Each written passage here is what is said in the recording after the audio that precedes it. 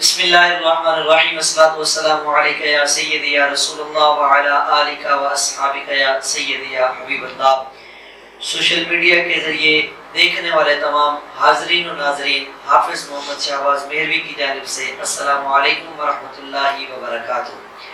آپ دیکھ رہے ہیں ہمارا یوٹیوب چینل حافظ شہباز آفیشیل۔ آج کی اس نشست نور کا سما میں جو مہمان ہمارے پاس تشریف فرما ہے،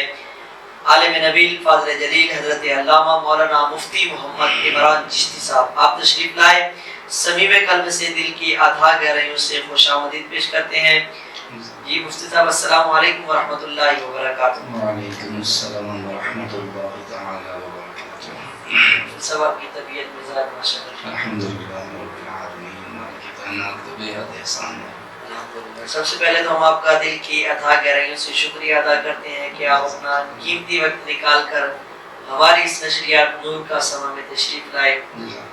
اللہ پاک آپ کو جزائے خیر عطا فرمائے۔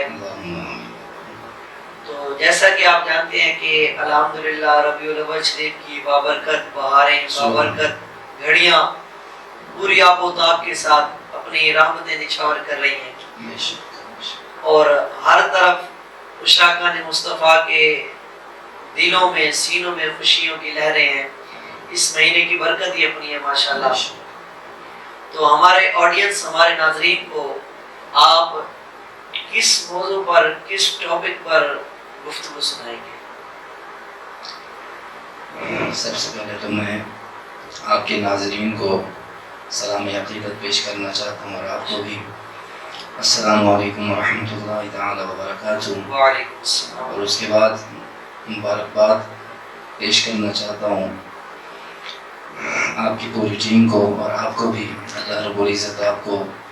دین متین کی مزید خدمت کرنے کی توفیق عطا فرمائے، اور ماہ ربیع النور شریف کی آمد ہے، اس کی بھی مبارکباد پیش کرنا چاہتا ہوں۔ مالک کائنات کی بارگاہ میں دعا ہے کہ اللہ رب العزت ہم سب کو اپنے پیارے حبیب علیہ الصلوۃ والتسلیم کا سچا پکا عاشق بننے کی توفیق عطا فرمائے، اور یہ صرف اور صرف قولی طور پر نہیں ہونا چاہیے، بلکہ عملی طور پر بھی آقا علیہ الصلوۃ والسلام کی سنتوں کو ادا کر کے حقیقی غلام بننے کی مالک کائنات ہم سب کو توفیق عطا فرمائے۔ اس کے بعد جس طرح کہ آپ سب کو معلوم ہے، ماہ ربیع النور، اس کے اندر میرے آپ کے پیارے آقا علیہ الصلوۃ والسلام کی ولادت باسعادت ہوئی تھی، تو میں یہی چاہتا ہوں کہ اگر ولادت باسعادت پر کچھ تھوڑی بہت گفتگو ہو جائے تو یہ میرے لیے اعزاز کی بات ہوگی۔ نبی کریم صلی اللہ تعالی علیہ وسلم کی ولادت باسعادت کس طرح ہوئی تھی، سیدہ آمنہ سلام اللہ علیہ کی اس وقت کیفیت کیا تھی، حالت کیا تھی، اس کے بعد آقا کریم علیہ الصلوۃ والسلام کی ولادت کے تصدق سے مالک کائنات نے دنیا کے اندر کتنی نعمتیں عطا فرما دی تھی۔ تو حضرات محترم، سب سے پہلے تو یہ دیکھنا ہے کہ نبی کریم صلی اللہ تعالی علیہ وسلم اپنی والدہ محترمہ یعنی کہ حضرت سیدہ آمنہ رضی اللہ تعالی عنہا وسلام اللہ علیہ کے بطن اطہر میں تشریف فرما تھے۔ بعض لوگ یہ سوال بھی کرتے ہیں کہ آقا کریم علیہ الصلوۃ والسلام کے والد محترم کا وصال با کمال کب ہوا تھا؟ آیا کہ آقا کریم علیہ الصلوۃ والسلام کی ولادت کے بعد ہوا تھا، یا آقا کریم علیہ الصلوۃ والسلام اپنی والدہ محترمہ کے بطن اطہر میں موجود تھے، تشریف فرما تھے، تب ہوا تھا؟ تو اس کے اندر مختلف فی روایات آتے ہیں، کیونکہ اس کے اندر کافی ساری سیرت نگاروں نے اپنی اپنی وصال کے مطابق، اپنے اپنے علم کے مطابق روایات نقل کی ہیں۔ بعض نے لکھا ہے کہ آقا کریم علیہ الصلوۃ والسلام اپنی والدہ محترمہ کے پیٹ میں 2 ماہ کے حاملہ تھے، 2 ماہ عمر تھی آپ کی، پیٹ کے اندر بطن اطہر کے اندر موجود تھے۔ نبی کریم صلی اللہ تعالی علیہ وسلم کے والد محترم کا انتقال ہو گیا تھا۔ بعض فرماتے ہیں کہ 6 مہینے کا حمل تھا،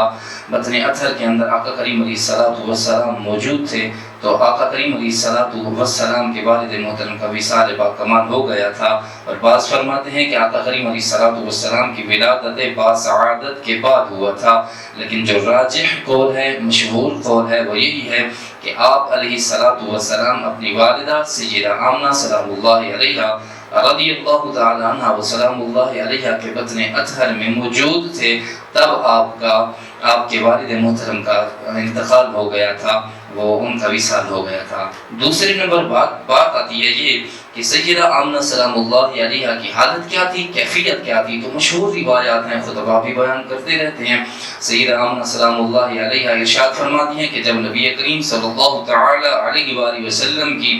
ولادت ہوئی تھی تو جس طرح دیگر خواتین کو درد ذہ ہوتا ہے، یہ آپ سب بخوبی جانتے ہیں کہ جب کوئی عورت حاملہ ہوتی ہے اور ولادت کا وقت ہوتا ہے بچے کی، تو اس وقت جو درد اٹھتا ہے وہ ماں جو درد برداشت کرتی ہے اس درد کو درد ذہ کہتے ہیں، اور ان ماؤں کو سلام پیش کرتے ہیں جو یہ درد برداشت کرتی ہے، کیونکہ اس درد کے بارے میں آتا ہے اگر جہان کے تمام دردوں کو اکٹھا کر لیا جائے تو درد ذہ کے برابر وہ درد نہیں ہو سکتا۔ تو میں یہ عرض کرنا چاہتا ہوں ولادت باسعادت، ولادت مصطفیٰ کا صدقے سے میں یہی عرض کرنا چاہتا ہوں نوجوانوں کو، یا نوجوان نبی کریم صلی اللہ تعالی علیہ وآلہ وسلم کی جب ولادت ہوئی تھی تو جب ان کی ولادت ہوئی تھی سیدہ آمنہ سلام اللہ علیہا فرماتی ہیں مجھے دیگر خواتین کی طرح درد محسوس نہیں ہوا تھا۔ تو یہیں پر ایک نقطہ آتا ہے، یا وہ درد کیسے محسوس ہو سکتا تھا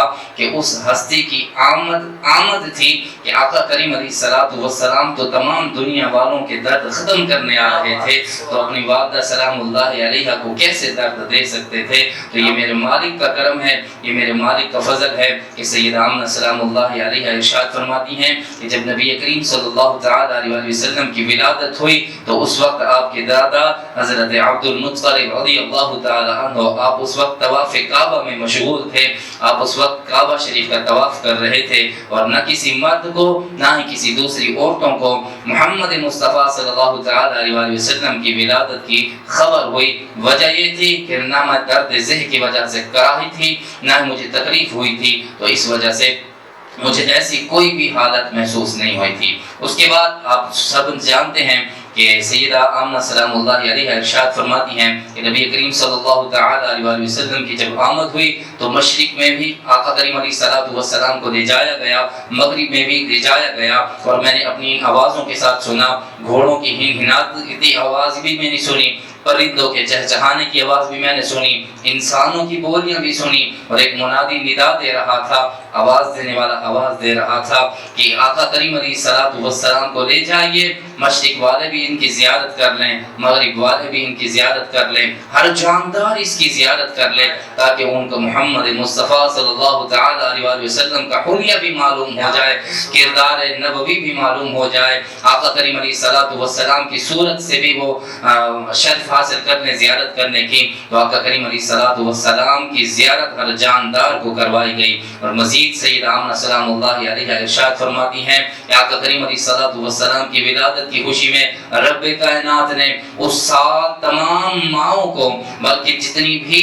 اجناس تھیں، جتنی بھی مؤنث اجناس تھیں جنہوں نے بچہ پیدا کرنا تھا، تو رب کائنات نے سب کو مذکر عطا فرما دیے، سب کو مذکر عطا فرما دیے تھے۔ تو یہ ہے نبی کریم صلی اللہ تعالی علیہ وسلم کی ولادت باسعادت کا تھوڑا سا تذکرہ۔ اور اس پر یہ بھی آپ سماعت فرما لیجئے کہ جب نبی کریم صلی اللہ تعالی علیہ وسلم کی ولادت باسعادت ہوئی، مواہب اللدنیا کتاب کے اندر ایک روایت آتی ہے کہ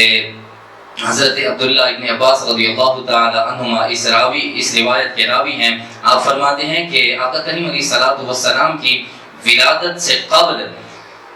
شیطان جو ہے نا، شیطان کو 3 آسمانوں تک پابندی تھی، 4 آسمانوں پر آتا تھا جاتا تھا، جتنے بھی شیاطین اس کے تھے ہمراہی تھے، اس کے ساتھی تھے، ان کو اجازت تھی، وہ آتے بھی تھے جاتے بھی تھے۔ اور ان کا کام کیا تھا؟ ان کا کام یہ تھا کہ وہاں پر جاتے فرشتوں کے امور کو دیکھتے تھے، امور کو دیکھنے کے بعد پھر کاہنوں کو، جادوگروں کو آ کر اس کی خبر دیتے تھے، پھر جادوگر اپنے جادو کی وجہ سے مشہور ہو جایا کرتے تھے۔ وہ یہی دیکھتے تھے کہ فرشتے اس کے بعد کون سا عمل کرنے والے ہیں، اس کے ساتھ کون سا عمل ہونے والا ہے، تو وہ کاہنوں کو خبر دیتے تھے، جادوگروں کو خبر ہوتی تھی۔ پہلے تو 7 آسمانوں میں آنے جانے کی اجازت شیطانوں کو تھی، لیکن جب حضرت سیدنا عیسیٰ علی نبینا علیہ الصلوۃ والتسلیم کی پیدائش ہوئی تو رب کائنات نے ارشاد فرمایا 4 آسمانوں میں تو آ جا سکتے ہو لیکن 3 پر تمہارے لیے پابندی ہو گئی ہے. لیکن قربان جائیں احمد مصطفیٰ صلی اللہ تعالی علیہ وآلہ وسلم کے صدقے سے کہ آقا کریم علیہ السلام کی جب ولادت ہوئی تو نبی کریم صلی اللہ تعالی علیہ وآلہ وسلم کی ولادت کے صدقے سے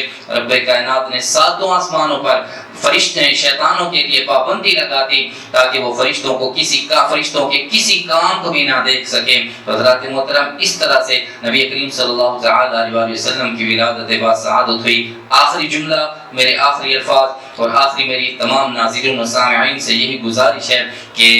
سوال ہوتا ہے میلاد مصطفیٰ صلی اللہ تعالی علیہ وآلہ وسلم کی خوشی کن کو منانی چاہیے. تو میں یہی عرض کرنا چاہتا ہوں یارو حق تو یہی بنتا ہے, فرض تو یہی بنتا ہے کہ کائنات کے اندر ہر وہ شخص جو اپنے آپ کو نبی کریم صلی اللہ تعالی علیہ وسلم کا امتی کہلاتا ہے, ہر اس بندے کا حق بنتا ہے کہ نبی کریم صلی اللہ تعالی علیہ وسلم کی آمد کی خوشی منائے. کیونکہ ہمارے اور آپ کے نبی تو وہ ہیں کہ جن کی نبوت کے صدقے, جن کی رسالت کے صدقے جملہ انبیاء کرام علیہ السلام کو رب کائنات نے مقام نبوت عطا کیا تھا, جن کی نبوت کے صدقے جملہ انبیاء کرام علیہ السلام کو اللہ رب العزت نے مقام رسالت عطا فرمایا تھا. یارو جن کی نبوت کے صدقے, جن کی آمد کے صدقے رشتوں میں جو یہ برقراری ہے, جس کو بھائی بھائی کا اگر پاسداری ہے تو وہ یہی ہے کہ آمد مصطفیٰ کا صدقہ ہے. اگر ماں کو ماں کا مقام ملا ہے, بہن کو بہن کا مقام ملا ہے, تو ہر اس بہن کو بھی میلاد مصطفیٰ کی خوشی کرنی چاہیے کہ جس کو بہن کا مقام ملا ہے. بھائی کو بھی میلاد مصطفیٰ کی خوشی کرنی چاہیے کہ جس کو بھائی کا مقام ملا ہے. والدین کو بھی یہی اسی لیے میلاد مصطفیٰ کے صدقے سے خوشی کرنی چاہیے کہ آقا کریم علیہ السلام کے صدقے سے ہی ان کو یہ مقام ملا ہے. اللہ پاک ہم سب کو ہمیشہ ہمیشہ میلاد مصطفیٰ صلی اللہ تعالی علیہ وآلہ وسلم کی خوشی منانے کی توفیق عطا فرمائے. اور اللہ رب العزت کی بارگاہ میں دعا ہے اللہ ہم سب کو غلامان مصطفیٰ والی زندگی گزارنے کی توفیق عطا فرمائے. آمین ثم آمین. جی ناظرین, آپ نے الحمدللہ ولادت مصطفیٰ صلی اللہ علیہ وآلہ وسلم کے بارے میں گفتگو سماعت فرمائی. وہ کریم نبی جو اس دنیا میں تشریف لائے, سبحان اللہ, سراپا رحمت بن کے آئے, آپ نے گفتگو سماعت فرمائی. دعا ہے اللہ پاک ہمیں حضور علیہ السلام کا پکا سچا عاشق بنائے. تو جی ناظرین, ملتے ہیں اگلی ویڈیو میں ایک نئے عالم دین کے ساتھ, ایک نئے ٹاپک, نئے گفتگو کے ساتھ. تب تک ہمیں اجازت دیجیے. السلام علیکم ورحمۃ اللہ وبرکاتہ.